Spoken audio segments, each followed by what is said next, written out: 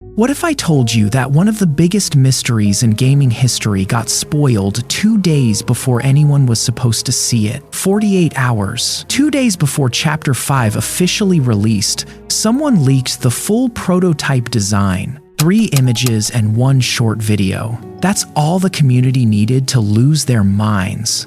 At first, nobody wanted to believe it. The reaction was immediate and harsh. Fans flooded forums saying there was absolutely no way this could be real, that this couldn't possibly be the prototype. Mob had been teasing since the beginning of the series. People started making comparisons. Some said he looked like possessed Pomni. Others claimed he resembled characters from completely different franchises. The memes started spreading like wildfire across every social media platform imaginable. A massive portion of the community became convinced the leak was fabricated. They genuinely believed Mob would never design their villain this way. But then Chapter 5 released, and everything changed in an instant. The leaks were accurate. Every single detail was true. That exact design people had been calling fake, ridiculing, and dismissing was the final product staring them in the face. The person who leaked it even came back online to celebrate, essentially saying, "I told you so." By that moment, over 1 million players had already been spoiled.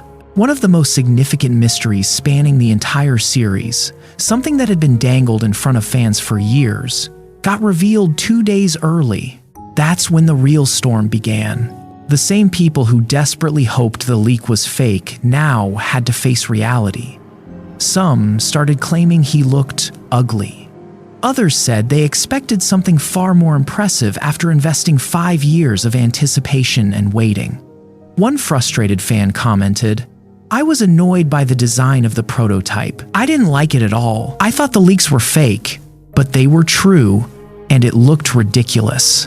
Another chimed in with, "Disappointing. I expected more after 5 years for this." Thousands upon thousands of similar comments flooded the internet. The disappointment felt genuine and widespread. But here's what most people missed. There's actually a legitimate reason why he looks like a jester. Mob had teased this concept multiple times throughout earlier artwork and promotional materials. Many content creators, including myself, had actually predicted a jester-style design long before Chapter 5 even arrived. This wasn't random or accidental. It connects to the deeper lore. It connects to the symbolism of the character. It was clearly intentional from the start. At the same time, there's another significant group of fans who absolutely love the design. They find it unique and genuinely creative. They're completely satisfied with how it turned out. Some fans are even pointing out that certain scenes in the game make the prototype look absolutely incredible. When he first appears on screen, there's something intentionally awkward about him. The proportions feel slightly off. The lighting makes him appear strange and unsettling.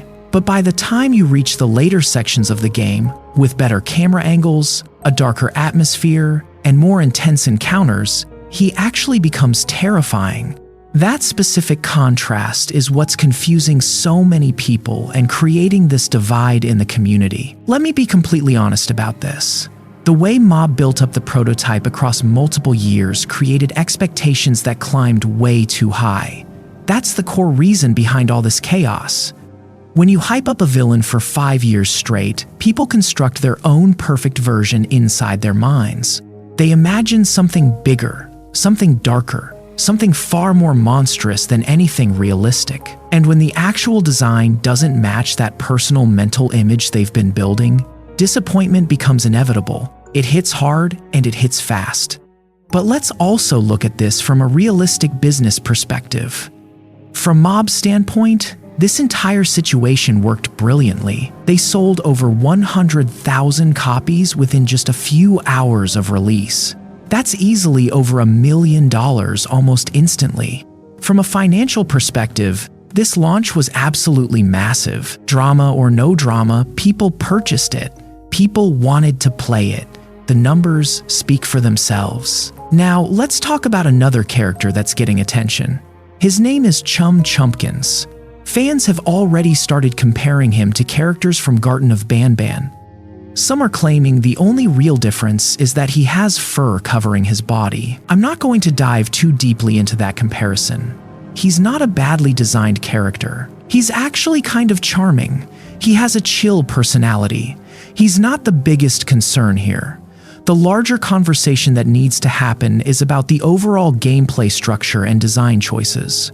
Because beyond the prototype and Chumpkins, many fans are expressing disappointment with how the game is structured. Here's one tweet that perfectly captures this frustration. It says the exact same issues with Chapter 4 exist here, but on a much grander scale. The game feels bloated and rushed simultaneously. The prototype barely appears, which seems like a choice to make room for other content.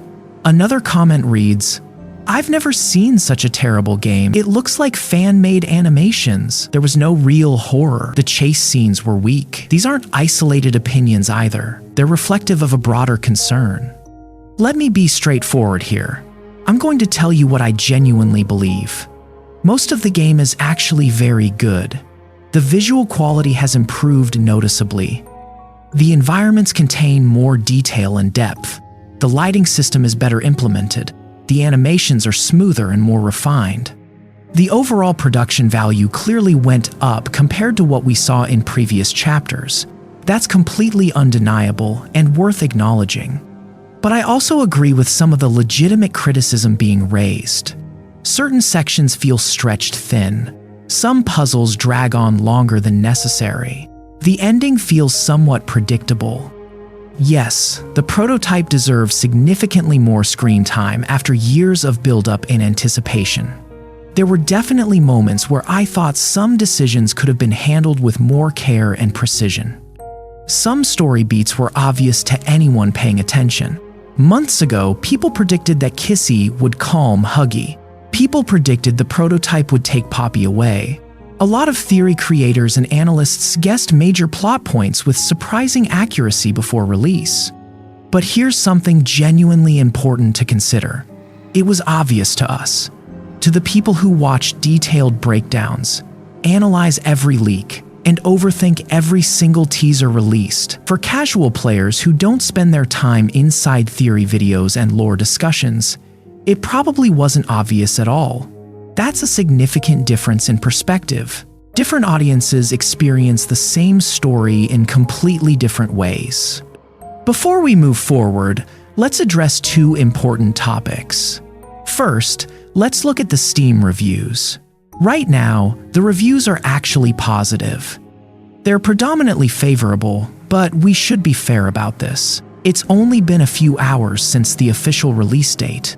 Sometimes reviews shift and change after several days when more people finish playing through the entire experience. Still, at the very least, it's not the nightmare situation we experienced with Chapter 4 at its launch. That's definitely a good sign moving forward. Now, the second thing is the horror debate that's happening. Many fans are claiming that Poppy Playtime has lost the horror element that made it special initially. I'm going to be honest with you.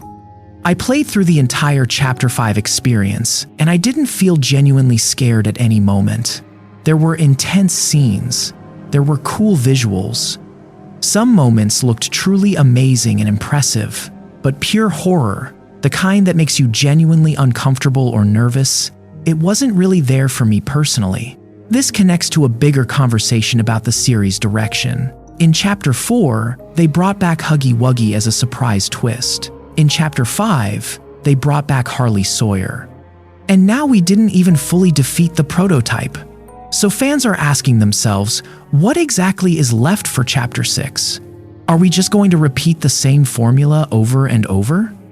Introduce a prototype, bring back Sawyer, focus on Poppy, add one or two new characters, stretch the story a little further.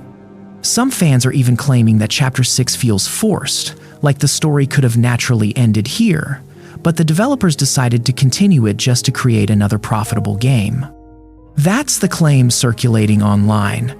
Not my personal words, just what the community is saying. Personally, I think it's too early to pass final judgment. We don't know their complete plan yet. We don't know how many chapters they're actually planning. But I do understand why some fans feel this way. When expectations are high, people want a big, satisfying ending that feels conclusive. They want closure. And wait, there's one important detail I almost forgot to mention. Lily. When the trailer first dropped, fans really disliked her design.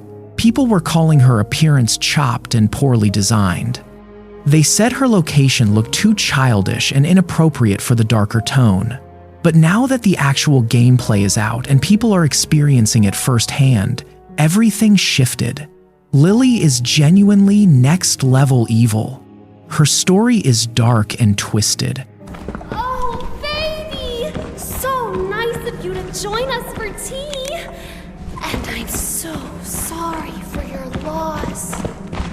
Her role in the overall narrative hits way harder than anyone predicted or expected. The same fans who were complaining before release are now saying she's one of the most interesting and complex parts of Chapter 5. That's exactly why I kept saying don't judge everything too quickly based on trailers. Overall, I'd give Chapter 5 a solid 7 out of 10. It's not perfect. Some parts feel rushed. Some things could have been handled better with more care. But the quality improved across the board. The visuals were stronger, the production values went up. For me personally, spending $20 on this experience was worth it. The value was there.